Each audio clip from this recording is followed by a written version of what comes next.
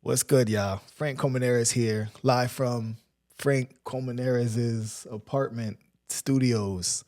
And, there's times where I'm in this place of mine, my humble abode, where I'll have thoughts or ideas or even just like conversations with people that I've grown to call friends and family. And sometimes these conversations will be real inspiring or, plant seeds for things that I end up doing in the days to come, months to come, years to come. And I wish that people could somehow sit in on these conversations or maybe take some of the motivation that I get, from some of these conversations. And so that's what brings me here to doing, quite frankly, though, the podcast, where I'm going to have some of these conversations with people that, I talk to on a daily basis. Some of them are going to seem more or less significant than others, but I hope you could take whatever it is that you can from them and, let that fester and turn into, what it will. So I'm gonna bring on one of my good old friends. I'm gonna call him up, Justin Tucker, somebody I met in the film space. I'm gonna let him introduce himself, but he's very significant. I'm sure he's gonna try to introduce himself very humbly, as he usually does, but we're not allowing that here, man. But I'm gonna bring him on. I'm just gonna have a conversation with him as I figure out, all of this podcast stuff and give it a test run and just, take the inspiration, the advice, and the guidance that I usually get when I connect with Tuck. So let's do it.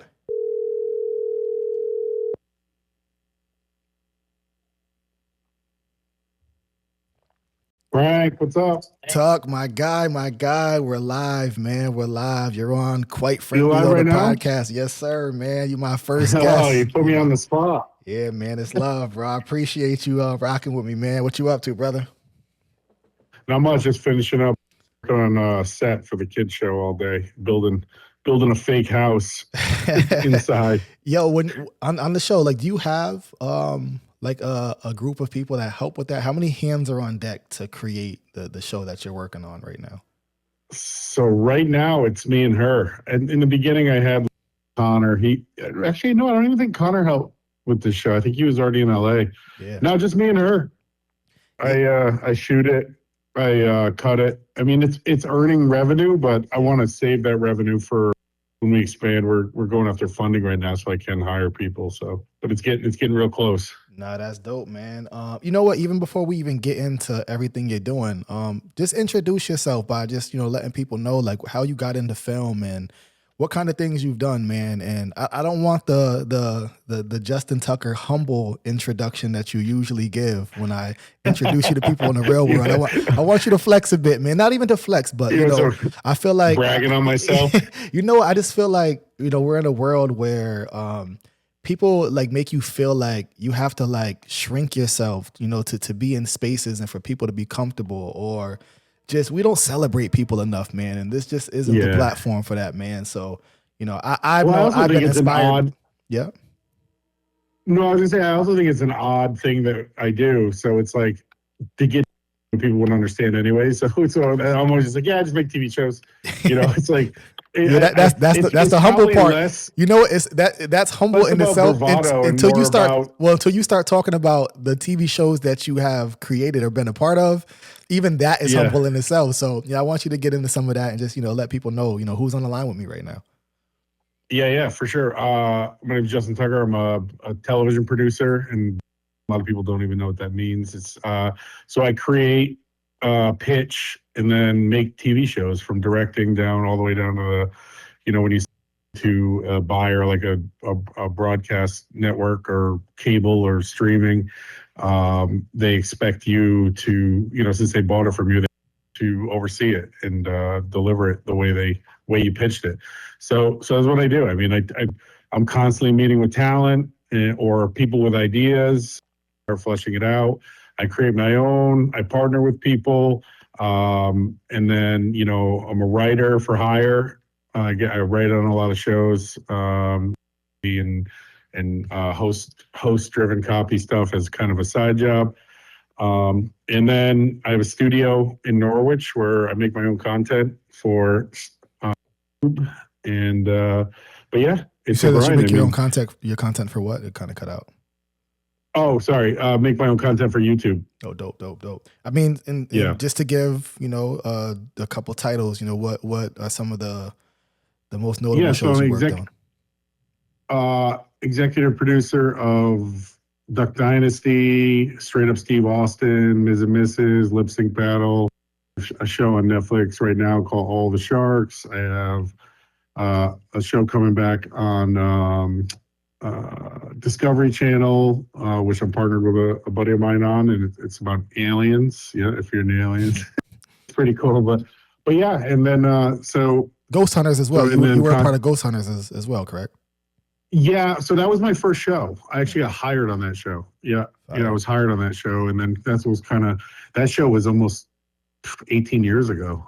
You know, how long that show is. That's longevity, man. Way back, but yeah, I started in high school making videos with my buddy Dave, and we got hired by local businesses. We like stood out a little bit, so I would write them and he would shoot them, and we did like a liquor store commercial, and we get $50 for it. And in high school, $50 might as well have been 50,000. You know, like we thought we were rich. It's a lot of candy and extra school lunch right there, man. Oh, dude, yeah. I mean, that's a lot. That was a 30 pack, and it was a $50 is a 30 pack and all the McDonald's you could ever want, and full tanks of gas to drive around with. Yeah.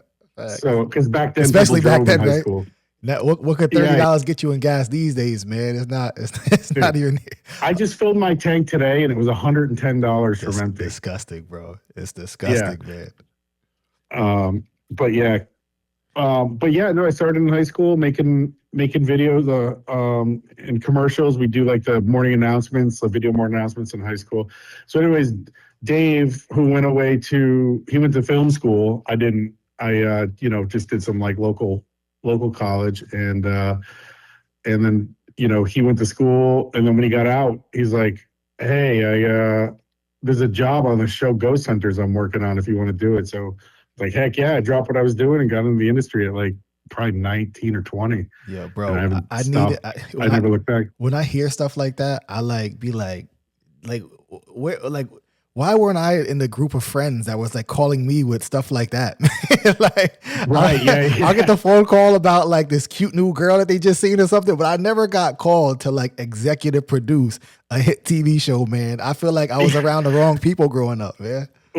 Well, he called me to be the runner to go get to go get coffee. Yeah. So that's where I started, but him and I were a good team for many years. I ended up hiring him on Duck to direct it. So he directed Duck Dynasty for me. So like, yeah, we're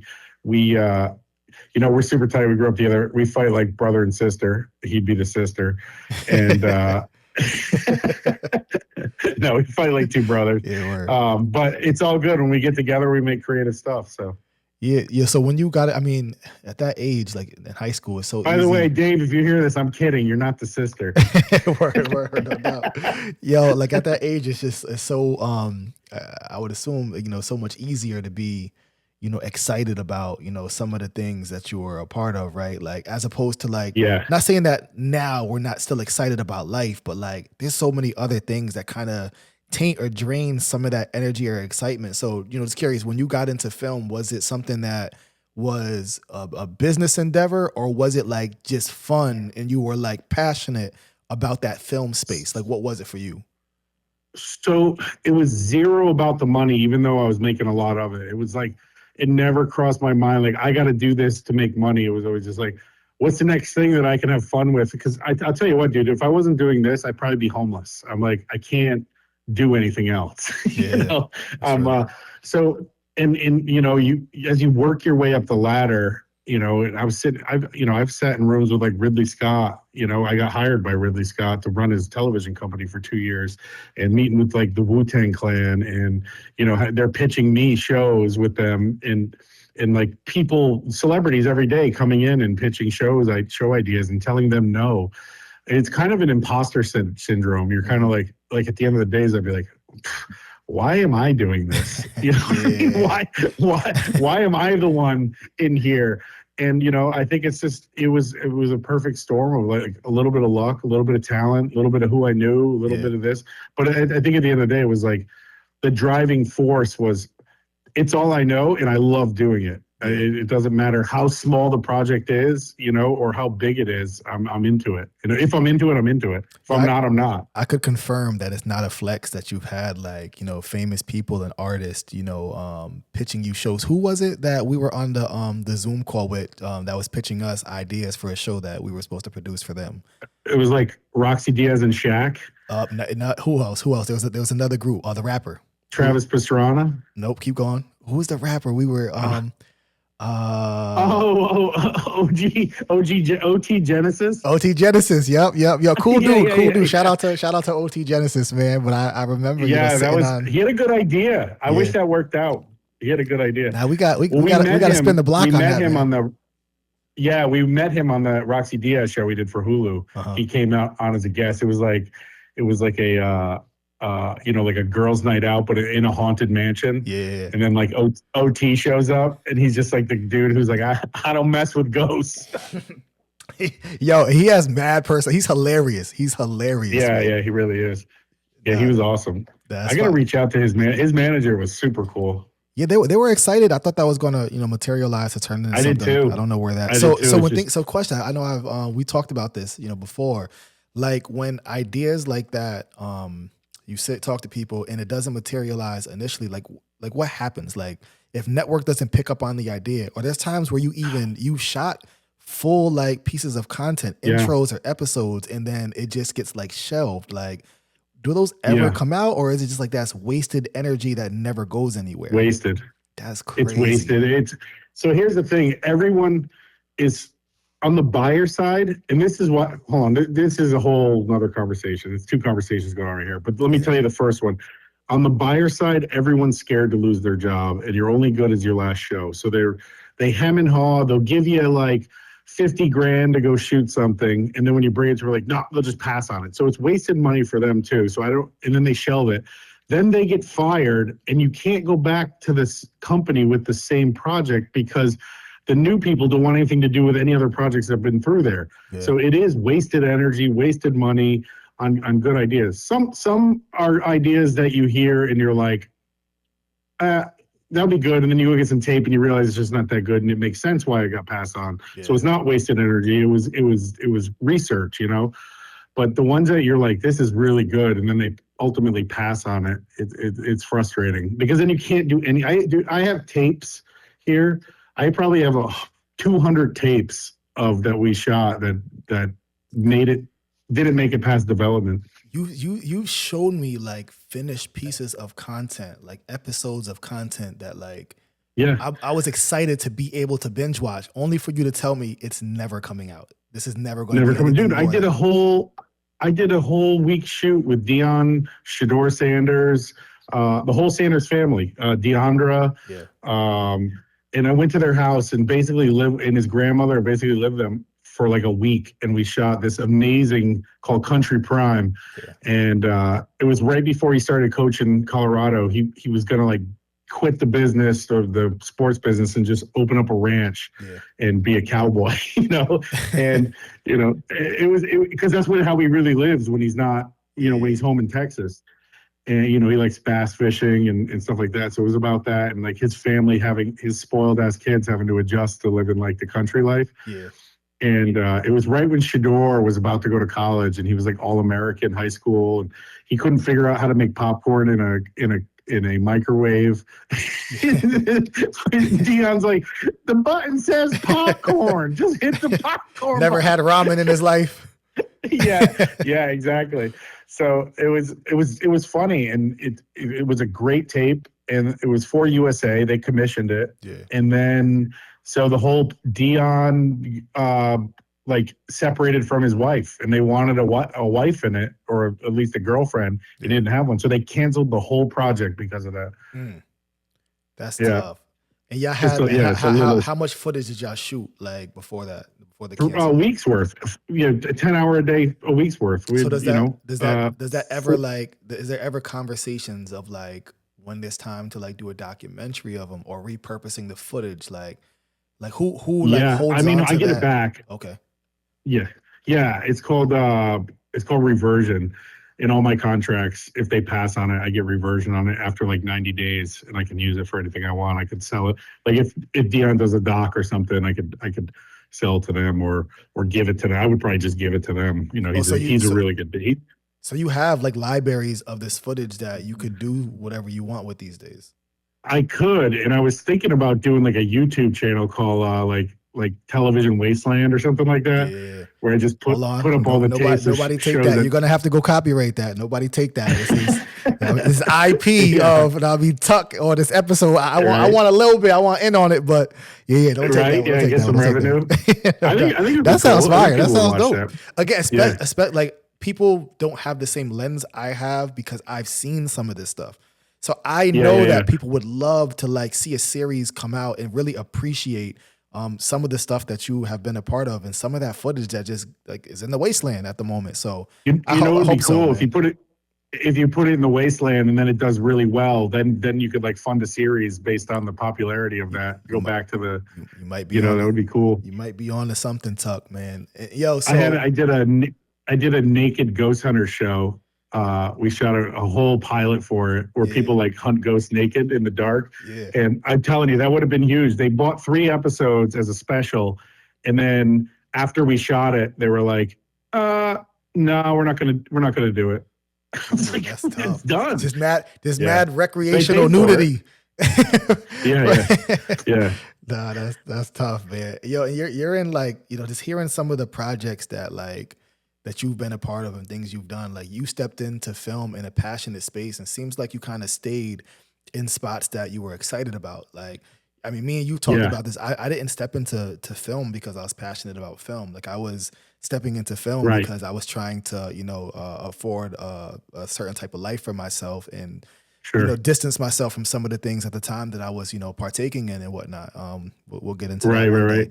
But yeah, like, in that space. That's when I met you. That's when I met you was during your transition. Yeah. Yeah, nah, for sure. So, this is like what I'm excited about, being able to I've always loved, talking to people and doing things for people. Like even during those times where I was doing other things, I was always involved in like community service and just the human to human interaction, man. So being able to be in a space like this and have some of these conversations that I think could impact, people in whichever way it does, man, is dope. And I look forward to seeing where it's going. So like with you, you're 18 years in. Like where are you finding the space to keep 20, this exciting? 25 years in. 25 years in. Now. So shit, even crazy. So where are you still finding like the excitement, to kind of keep doing? Because you're doing new things. Like as somebody who has been doing this as long as you have and have been a part of some of the huge things that you've been a part of, you're still creating things from the ground up. Like what goes into the drive to continue to do things like that? Poppy's Planet, being the newest endeavor. Yeah, so I think what I'm excited about, I have wind under my wings, as you would say, is really getting me going, is the direct connection with audience, and it's a creator's world now. Back in the day, you needed permission to do things. You had to get other people excited about what you're excited about. And now you don't. Now you can make it on your phone and you have direct contact to the entire world to do whatever you want. And, it's up to the audience to like it. And that's a mutualism I don't think that you've ever had before, because you always had a filter. You always had to go through a network or a broadcaster or even a streamer, even with Netflix, because you're always going to get notes. They're always going to change it. And now what I'm really excited about as a creator is I can create something and send it right out to an audience and they can tell me whether they're going to watch it or not, and if it doesn't work, it's okay. If it does, it's the most exciting thing ever, because now you have zero gatekeepers. You don't have anybody to answer to. And that's what I tell people, Frank, you're huge in the community and what you do. And you actually were the one that inspired me to do it. When I first met you, I was doing zero community, outreach. And now it's a lot of what I do with mentorships and just helping out wherever I can. And it's because of you. And what I tell these kids is like, you don't need permission. If you're maybe 10, 15 years ago you did, and that's why it seemed impossible. But if you want to be a musician, if you want to be a creator, if you want to be anything you want to be, you can do it now. You can go to, dude, you can go to Harvard online for free now. Like literally the same courses they teach to people for 150K a year, they offer them for free online, and you can get a degree just by going to I think it's like Education X or something, and for like $100 you can sign up and you get a diploma and everything. Man. And it's crazy. It's like the world is literally at these kids' fingertips, and they don't realize it. Yeah, I've learned everything from YouTube University or just running into people like yourself, man. And the programs that we're doing for the youth, we're offering guidance or some wisdom or connecting them to professionals like yourself to create some inspiration there, man. I'm glad you're a part of that, and I know those kids benefit so greatly from just being in that space. Like I ran into you in my adult years, and I've learned so much, and I was inspired in so many ways. I couldn't have imagined meeting somebody like you when I was just in middle school, and though you get to connect with them one-on-one there, like. Somebody that might hear this podcast, like what advice would you give them? Or even myself, like someone stepping into this podcast space. You're somebody that has created podcasts of your own and ran some and helped other people get theirs up and going. What advice do you have here? Like what are some things I should know, or people, that are embarking on this same kind of journey? What should they know? What kind of guidance and wisdom do you have? Be like, you're here for a reason. So just be you. Don't try to make a podcast you think people will watch. If you have a voice, an opinion, even if you want to talk about anime, like there's an audience out there for you, and be yourself, and don't, sorry, a hiccup, and don't quit, because it takes a little while to get an audience. You know what I mean? It's like people want that instant gratification where they put up 1 episode, 2 episodes, even 10 episodes, and they're just like, nobody's watching it, I'm quitting. It's like, no. That is not even like 10 episodes. 100 episodes is a small amount, because you just got to stay in people's faces, because you're not a thing until you are a thing, and it sounds like a cliche thing to say, but think about how many times you're on reels or shorts on YouTube, and you're just swiping, and then you see something and you're like, oh, that was funny.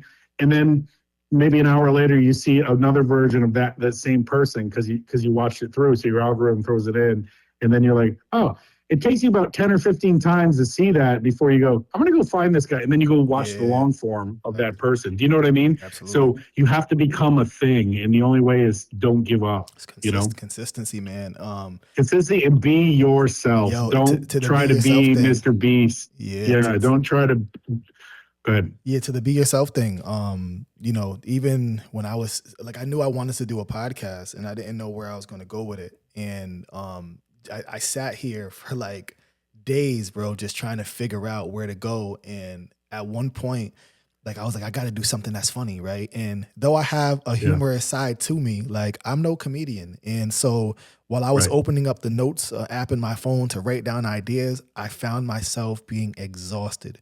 And just because it wasn't what I was trying to do, just wasn't natural. Like I wasn't being ingenuine, because the thoughts I was writing down, they were all from me, and there were things I would say and things that I would do, but it just wasn't flowing as naturally as I would need for something that like I'm looking to do with longevity in mind, man. So I don't 100%. Think there's any better advice than that. You're the follow-up joke guy. You're like the guy who's like who like play off of I'll piggyback with you know the what joke. I mean?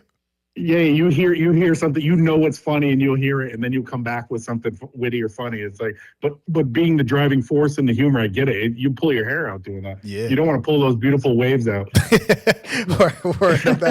you see the? So I don't, when people see this, and there's a lot of fine tuning in this journey that I'm gonna do after the fact. But even like the logo for the company, like when I told myself that I just wanted to go, I didn't want to overthink this thing.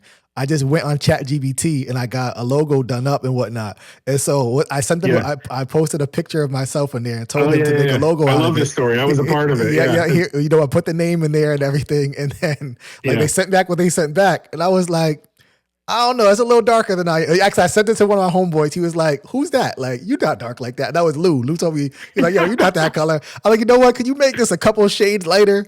And then it's so funny when you're writing prompts in ChatGPT, you're like, this is good. Can you make my flesh a little lighter? And blah, blah, blah. You're like, and as convenient as it is, it's still flawed, right? Like I had to throw the waves in there. Like, all right, cool. This is the final touch. Funny. from my point of view, as this was going down, like I got a text from you and like, check out the new logo, and here's like the synopsis of what I was thinking for the show. And then like an hour later, I get another one. It's like, actually, I'm gonna go with this one because this one's got. I had to throw the waves in there. Throw the waves in there. The signature waves had to be in there, man. Yeah, And yeah. it is so. And even like currently, my barber hit me up like, "Yo, Frank, like, yeah, this is cool, but like." Your beard don't connect like that. And I'm like, yo, bro, like I've been trying to get ChatGPT to get this right for days now. Yeah. I'm not going to halt the process. I really want to get this content out. I'll fix it over time. And so he started sending me like variations of my logo with certain things fixed. But ChatGPT, every time they fix something, they mess something else up. So that's, that's the flaw of it. Like, and then at one point it kind of like gives up and like a picture of a giraffe will show up and you're like, what the fuck? Like, you're not even trying anymore. It's crazy, bro. But yo, as convenient as it is, man, yo, I appreciated, just having that at my fingertips. And the world is just like, yo, the world is just evolving in such a crazy pace, bro. But there's good with the bad, and I'm excited to learn and navigate it. I'm stepping into this space and I'm using ChatGPT. There's a free AI course that the Mystic Chambers put it on. You should sign up for that. It's like advanced AI. If you know the basics, is for the next one. Mm-hmm. I'm gonna take the course just to check it out. I use it every day, and I'd love to see if like there's different prompts, because I use Sora, I use ChatGPT, I every day. I call it auto tune for writers. Yeah. Because it really is. Yeah. Remember when auto tune came out? Everybody thought they were a singer. Now everybody thinks they're a writer. Fact though. Yo, even that, like, I had one of my homeboys show me some songs that he's not a singer by any means, but he could songwrite, and he wrote songs, and like ChatGPT like just created a whole artist to sing all of these songs for him, and like they sound like hit record. Yeah. It's just crazy, man. I would love to. It's if you could send me the link or some information like when it starts, and I'll even link that like somewhere when I post the podcast, so people could tune in themselves and use those resources. Yeah, that's what this is all about. Connecting people. I think it's in November at the Mystic Hilton. It's a free course. They have in the morning. It's like beginners, but that's for like writing prompts and stuff like that. We all know that, but like tuning it. The afternoon class is for like phase 2 AI. So I signed up for that one, and I'm going to definitely do it. But I'll send you a link to it because it's a free class, and apparently it's really good. Yeah, that's just. I mean, see, every time I talk to you, man, something good comes of it, and that's why I wanted to bring you on the show, man, so people could get some of that as well, man. And I know you got for sure. I know you said you jumped into school and you got class coming up, momentarily and whatnot. So I'm glad we got to get this conversation in. And again, I just appreciate, knowing you, man, and just having you on so I could kind of introduce you to, a world of people that can use the kind of guidance that I, am fortunate to have at at my fingertips, just reaching out, via text or a phone call, man, and having you pop up to you help me with the lighting to get all this right. Know what I mean? And, it looks good in there. Bro, it looks good. You turn your place into a studio. It looks great. Yeah, man. But yeah, if anybody's got any questions in the chat, I'll answer it. Or if they, have questions and they want to reach out to you, I'm happy to, we can come back on and we can talk about that. You know what I mean? The specific questions. Access, man. Yo, even, before you even head out, just tell people how like important, like just networking is, man. And it's not always going to happen in a way where you show up somewhere and you have something for them or they have something for you or whatever the case may be. Like networking online, like just even like how you mentioned, you're gonna provide a resource. You're gonna respond to people in the comments, and people have the opportunity to really connect with people like yourself because of things like this. Like how important is that? And how far has that got you as well? It's the most important thing. And I always say, reach out to communities you're uncomfortable with. You know what I mean? Because like, it's so important to meet, even if you think it's the opposition, it's so important to sit in there. It's like, and I hate politics. I'm like literally the not politic guy. I'm so in the center of everything. Yeah, how crazy. I have no idea what's going on in the world most of the time. Yeah, exactly. But I say like go sit with some Trump folks. Go sit with some left-wing folks. Go sit with places that make you feel uncomfortable, because it's worth it, man. And like, you'll meet real people in both both settings, in any setting.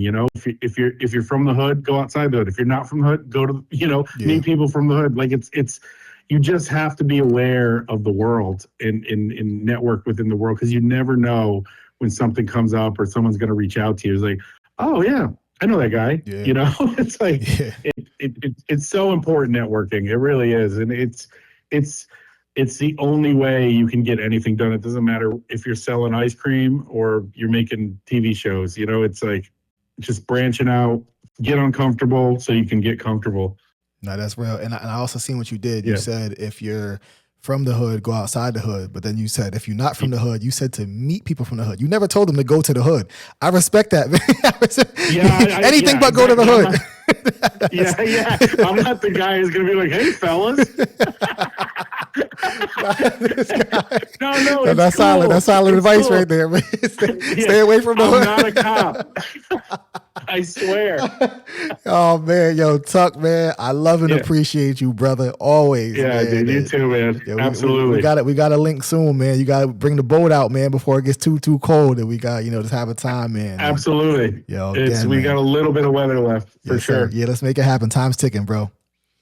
All right, man. I'll talk to you soon. You take care, brother. Thanks for having me on. Yeah, thank you, Talk man. to you. Yes, sir. All right, bye.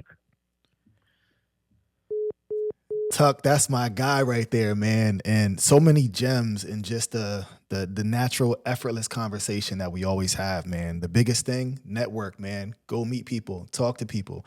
I met Tuck in a world of opportunities open, just from our connection, for him and myself, just being able to come together to do things and impact change. We do a lot of mentorship for the youth, and we created some dope things together, man. And it's just dope when you connect with people to see where things can go. So go out, meet somebody, man.